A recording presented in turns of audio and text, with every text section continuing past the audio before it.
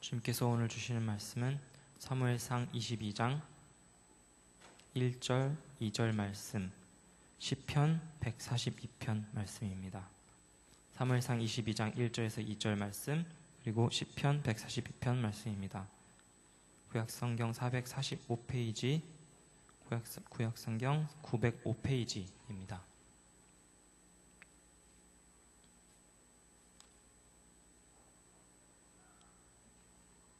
봉독하겠습니다. 그러므로 다윗이 그곳을 떠나 아둘람 굴로 도망하매 그의 형제와 아버지의 온 집이 듣고 그리로 내려가서 그에게 이르렀고, 환난당한 모든 자와 빚진 모든 자와 마음이 원통한 자가 다 그에게로 모였고, 그는 그들의 우두머리가 되었는데 그와 함께 한 자가 400명가량이었더라. 시편 142편. 내가 소리내어 여호와께 부르짖으며 소리내어 여호와께 간구하는도다. 내가 내 원통함을 그의 앞에 토로하며 내 우환을 그 앞에 진술하는도다. 내 영이 내 속에서 상할 때에도 주께서 내 길을 아셨나이다. 내가 가는 길에 그들이 나를 잡으려고 올무를 숨겼나이다. 오른쪽을 살펴보소서. 나를 아는 이도 없고 나의 피난처도 없고 내 영혼을 돌보는 이도 없나이다. 여호와여, 내가 주께 부르짖어 말하기를 주는 나의 피난처시요 살아있는 사람들의 땅에서 나의 분기시시라 하였나이다. 나의 부르짖음을 들으소서. 나는 심히 비천하나이이다. 나를 핍박하는 자들에게서 나를 건지소서. 그들은 나보다 강하니이다. 내 영혼을 옥에서 이끌어내사 주의 이름을 감사하게 하소서. 주께서 나에게 갚아주시리니 이 의인들이 나를 두드리이다. 아멘.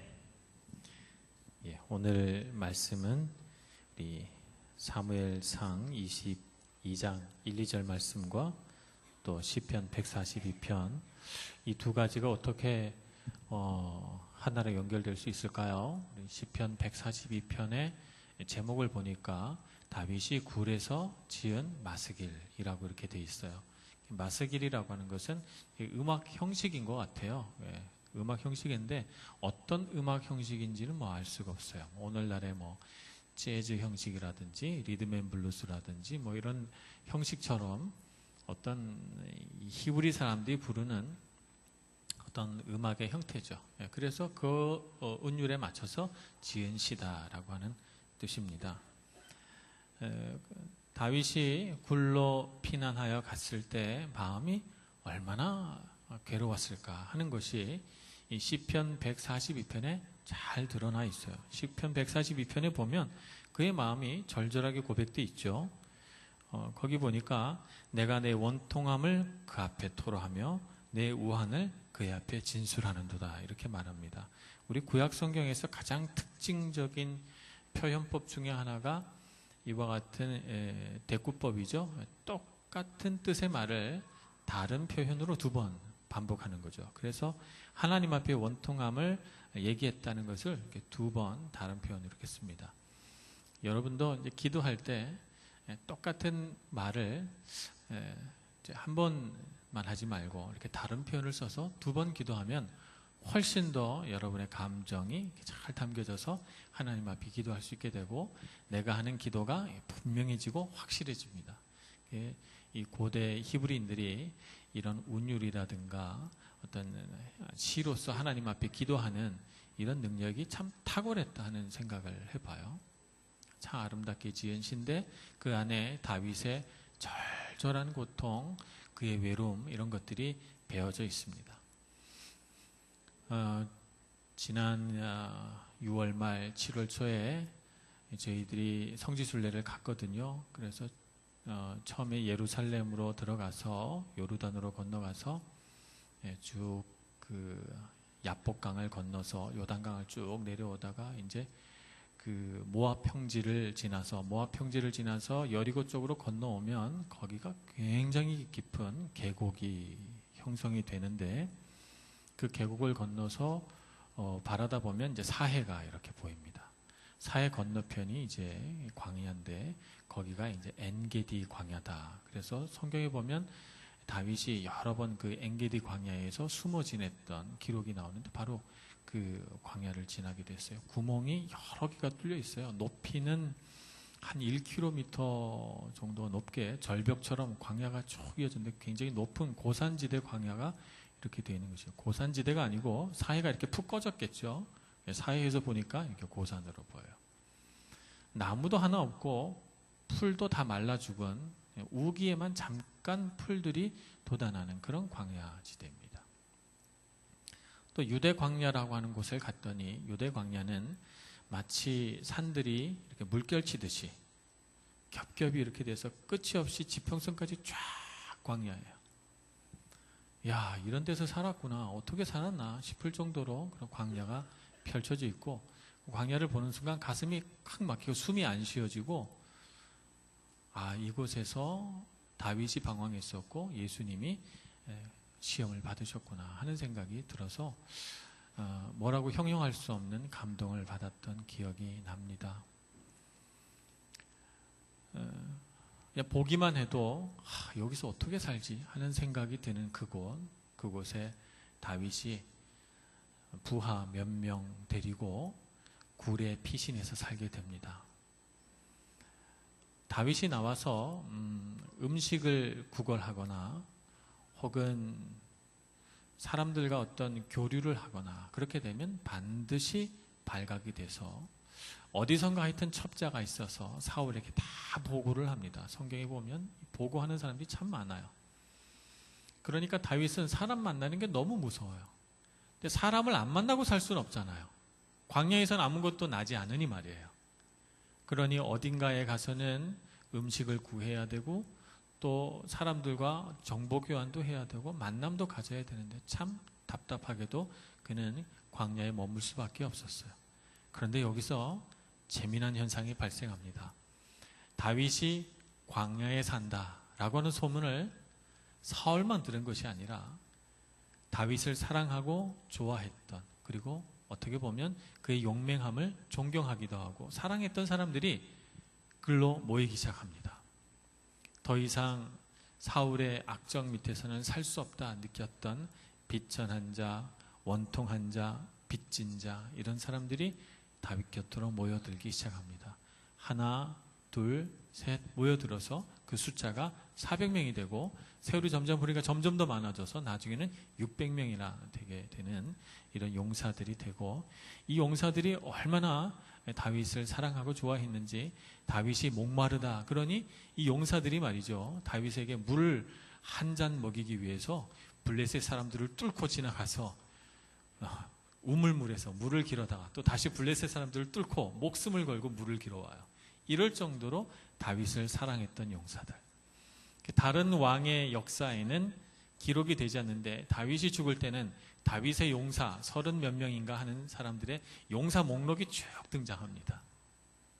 일평생 다윗과 동행했던 위대한 용사, 그들의 국적은 다 달라요. 어떤 사람은 블레셋 사람도 있고요, 모압 사람도 있고요, 암몬 사람도 있고요, 아람 민족도 있고 여러 민족인데 다윗을 너무 좋아하는 그런 용사들이 모여와서 다윗의 충직한 신하들이 되고 용사들이 됩니다. 그래서 다윗이 사는 날에 그렇게 장수를 누리고 오래오래 살았어도 나중에는 눈도 멀고 귀도 안 들려도 다윗의 왕위가 튼튼하고 아무도 그 왕위를 건들지 못했던 것은 그의 주변을 불꽃 같은 눈으로 지키는 용사들 때문에 다윗의 왕위가 그렇게 나이 들어서도 튼튼했던 것이죠. 이 용사들을 어디서 만났습니까? 광야에서 만났어요. 광야에서 만난 것이죠. 누가 알았겠습니까? 이 광야에서 평생을 같이 할 피로 나눈 용사들과 형제들을 얻게 될지 다윗이 알았겠습니까? 이 용사들이 알았겠습니까? 오직 아신 분이 한 분 계셨는데 하나님 한 분이 아셨어요. 광야가 우리 눈에는 참 괴롭고 힘들고 내가 여기서 어떻게 사나 절망의 땅으로 보여도 하나님이 보실 때는 일평생을 함께할 동지가 만들어지는 용광로요, 하나님의 축복의 도가니였던 곳이죠. 그래서 그곳을 통해서 하나님이 평생 누리고도 남을 그런 평생의 동지들을 허락해 주셨어요. 유학생활도 그렇습니다. 유학생활도 광야예요. 광야라서 참 힘들고 외롭고 다윗처럼 시편 40편 시편을 이렇게 읽으면서 내시구나 하는 생각이 들 때가 있어요. 그죠? 야, 내시네. 나는 원수는 없지만 그렇지만 내 마음에 비통하고 원통하고 외롭고 쓸쓸하고 이런 거는 똑같네 하는 생각을 해보게 돼요. 그죠? 네. 광야가 아닐 수도 있어요. 광야가 아닐 수도 있지만 광야를 우리가 또 인생을 살아가면서 또 언제 어느 때 만날 수는 알 수가 없어요. 그러나 우리가 꼭 기억해야 될 것, 축복은 광야에서 만들어진다. 이것을 알아야 합니다. 우리 눈에는 보이지 않아요. 우리 눈에는 아이 설마 라고 하는 생각이 들지만 그러나 평생을 함께할 친구는 여러분의 유학생활 동안에 만들어지고 여러분이 평생토록 하나님 앞에서 영광 돌릴 그런 은사와 재능은 여러분의 이 광야 시절에 만들어질 것입니다. 그러니 여러분 광야 시절에 여러분이 목이 마르고 힘에 겹고 도망치고 울부짖고 기도할 수밖에 없을 때 그것을 축복으로 여기시길 바랍니다. 다윗이 광야에서 너무너무 용감했어요. 하나님을 날마다 찬송했어요. 시간만 나면 바위 그늘에 앉아서 하프를 타고 하나님을 향해 자기의 절절한 심정을 노래 삼아 기도 삼아 하나님 앞에 올려드렸어요.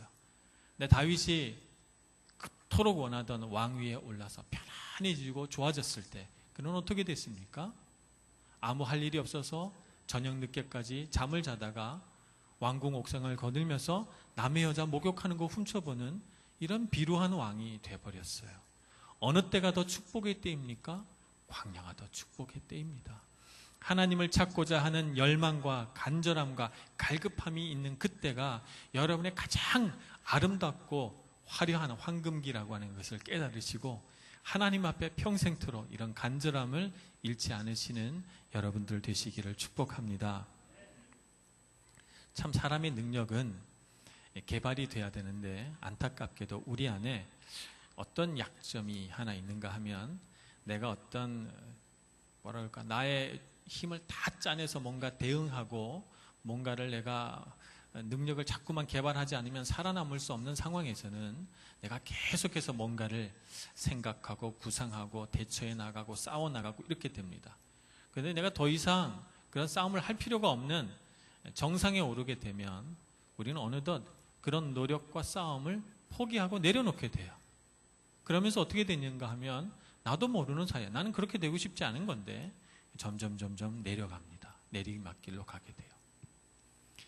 그래서 우리는 우리에게 싸움이 있다는 것을 즐거워해야 합니다. 우리에게 영적인 싸움이 있을 때 하나님이 나로 하여금 풀무불 연단으로 나를 강하게 하시는 거라 이렇게 생각하고 싸워나가셔야 됩니다. 쉽지는 않아요. 그러나 그런 싸움들을 인식하고 하나님께 힘 주시기를 구하는 자마다 그 힘을 다 갖게 될 줄로 믿습니다. 다윗은 그러한 능력으로 살아갔는데 다윗의 특별한 능력 중에 하나가 고난 중에 하나님 앞에 기도할 수 있었다는 거예요. 고난 중에 기도하는 것이 사실은 쉽지 않아요. 우리는 우리 마음속에 이런 것들이 있어요. 평안하면 기도할 제목이 없어서 기도 안 해요. 고난이 오면 너무 힘드니까 기도 못 해요. 이것도 아니고 저것도 아닐 때는 바빠서 기도 못 해요. 왜 그렇게 바쁜지. 그래서 결국 이렇게 생각해 보면 기도할 시간이 없어. 그렇게 된단 말이죠. 우리가 가장 기도하기 어려운 때가 우리가 마음이 괴로울 때예요. 여러분의 마음이 괴로울 때, 여러분이 외로움에 눌릴 때, 여러분 그 자리에 앉아서 신세한탄하고 한숨 쉬지 말고 벌떡 일어나셔야 돼요. 벌떡 일어나서 그 자리가 여러분의 침상이든지 혹은 여러분이 앉아있는 책상이든지 아니면 여러분이 어느 자리에 있든지 간에 그 자리에서 하나님께 기도하시기를 바랍니다. 그 기도가 하나님의 마음을 울리는 거예요.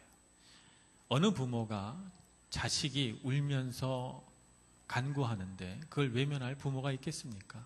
내가 너무너무 힘들어서 그 자리에서 하나님께 간절한 마음으로 눈에 눈물을 머금고 하나님께 소리치고 기도하는데 좋으신 하나님께서 어찌 그것을 외면해 보시겠어요?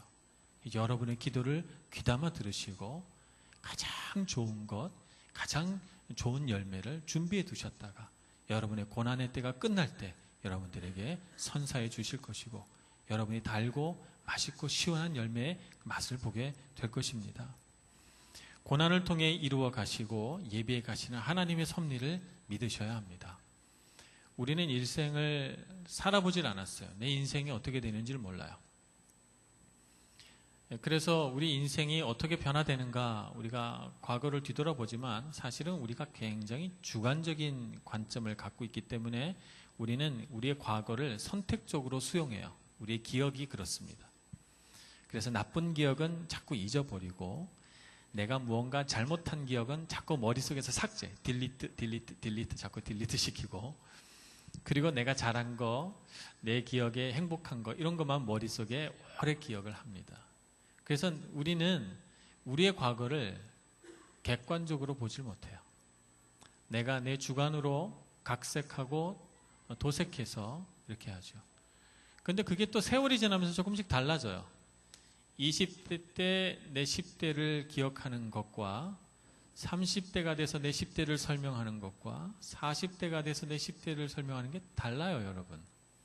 20대를 지나면서 나는 지금 이렇다라고 말하는 것과 30대에서 여러분의 20대를 뒤돌아보면서 나는 그때 그랬어 라고 하는 것과 40대, 50대가 돼서 평가하는 게 조금씩 다릅니다. 제가 그랬어요. 저도 사람들에게 제 살아온 얘기를 하게 되잖아요. 특히 이렇게 제가 밀라노 오게 되면 한 1년은 제가 살아온 얘기를 참 많이 했던 것 같아요. 제자 훈련하니까 또 신앙 간증이 일과에 있어요. 그냥 신앙 간증 하게 되니까 또 제가 살아온 얘기를 안 할 수가 없잖아요. 하게 되면 할 때마다 조금씩 달라져. 왜 이러지? 할 때마다 조금씩 달라져. 내 인생은 하나밖에 없고 분명히 달라진 게 없는데 왜 나는 자꾸 표현하고 내가 이렇게 설명하는 내 인생은 자꾸 관점이 달라지고 그럴까 생각하면서 내 인생을 바라보는 관점이 자꾸 달라지는구나. 그래서 우리가 좀 우리 인생을 객관적으로 보면 어떤 느낌일까 이런 생각이 들어서 개발해낸 것이 이제 타임캡슐. 타임캡슐이라는 걸 만들어서 거기다가 내 20대의 추억, 편지, 사진, 또 내가 이렇게 했던 레포트 이런 거 써가지고 이렇게 집어넣고 땅에다 묻어 놓잖아요. 그래 놓고 20년이 지나면 내가 한번 파내봐야지. 이런 거 있습니다. 그렇게 해서 꺼내보면 굉장히 색다른 느낌이 들고 내가 이때 이런 일이 있었나? 내가 이때 이런 생각을 했었나? 하는 생각을 갖게 돼요. 사람이 자기 인생을 보면서 평가하는 게 쉽지 않습니다. 그래서 우리는 내 인생을 항상 주관적으로 보고 내 주관적인 생각 안에서 평가하니까 엄밀히 말하면 사람은 현재를 사는 거예요. 항상 현재만 살아요. 현재만을 사니까 사람이 지혜롭지 못합니다. 내 인생을 이렇게 뒤돌아보고 그것을 철저히 객관적으로 평가하고 바라보면서 현재를 구상하고 또 미래를 바라보고 그러면 사람은 참 지혜로울 것 같아요. 근데 지혜롭지 못하거든요. 자꾸 과거는 왜곡시켜서 내 주관적인 생각으로 나한테 유리하게 해석하고 그리고 그런 잘못된 해석 속에서 현재를 바라보고 또 미래를 계획하니까 결국에는 우리는 잘못된 생각 속에서 인생을 살아가게 돼요. 근데 성경은 한 사람의 인생을 여과 없이 그냥 그대로 보여줍니다. 특히 이 다윗의 일생에 관해서 우리가 이렇게 공부하면서 다윗이 어떻게 소년시대를 보냈고 또 어떻게 청년이 됐고 또 어떻게 광야 시절을 보내서 왕이 됐는가 하는 그 과정을 쭉 살펴보면 그 다윗의 삶의 모습을 보면서 이렇게 살아야 되는 거구나. 다윗을 통해서 우리가 살아야 할 인생을 대신 보게 되는 것이지요.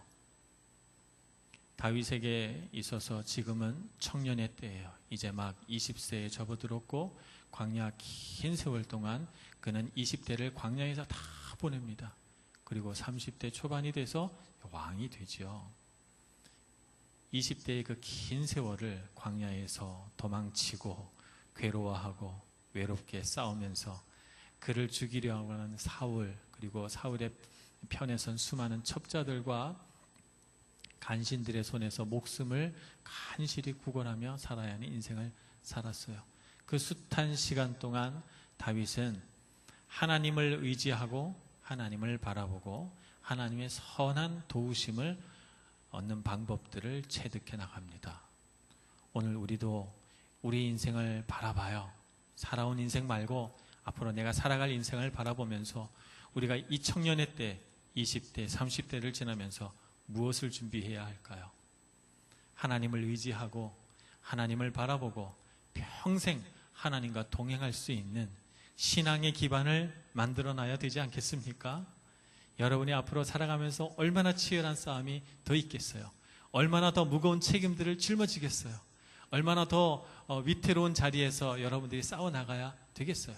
그 수많은 여러분의 인생의 고난의 자리에서 여러분이 넉넉히 이기고도 남을 신앙의 기반을 여러분의 청년의 때에 만들어 가시고 다윗보다 더 용맹하고 더 지혜롭고 하나님 잘 의지하는 사람 되셔서 정말 여러분의 삶 가운데 다윗의 영광, 다윗의 은혜가 드러나기를 소원합니다.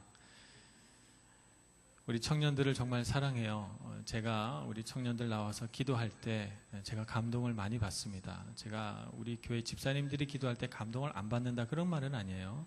네, 감동을 받지만 우리 청년들이 기도할 때 제가 감동을 많이 받아요. 오늘 윤 씨가 기도할 때 제 마음이 울컥했어요. 어쩌면 그렇게 기도를 잘하는지 사랑스럽고 이쁘고 또 전주에도 또 참 기도 잘했고 또 제가 기억나는 것은 우리 찬양 경연대 할 때 우리 원정 씨도 참 기도를 잘했어요. 너무 자랑스러워요. 누구한테 자랑스러운가 하면 하나님께 자랑스러워요. 귀하고 새벽빛 같은 이 귀한 청년들이 예배당을 채우고 예배하고 또 그 신앙으로 자기의 삶을 바라보고 힘을 다해서 주님 앞에 서려고 하는 모습들이 하나님 보시기에 얼마나 아름답겠어요. 이런 경험 하나하나가 여러분의 삶을 아름답고 고귀하게 만들어 갈 것이고 그런 여러분들의 선한 싸움들을 그치지 않고 계속해 나가시는 여러분들 되시기를 축복합니다. 기도하겠습니다. 사랑이 많으신 하나님, 참으로 어려운 때를 지나가고 혼란스럽고 당황할 일이 너무 많은 우리 청년들의 삶 가운데 하나님의 능력과 은혜를 베풀어 주옵소서. 온갖 싸움 속에서 다윗처럼 믿음으로 싸우고 하나님께 구하는 그런 신앙의 사람 되어서 이 시대를 밝히는 구원의 횃불이 다 되게 하여 주시옵시고 하나님께서 들어 높이 쓰시는 귀한 청년들 다 되게 하여 주옵소서. 예수님의 이름으로 기도합니다. 아멘.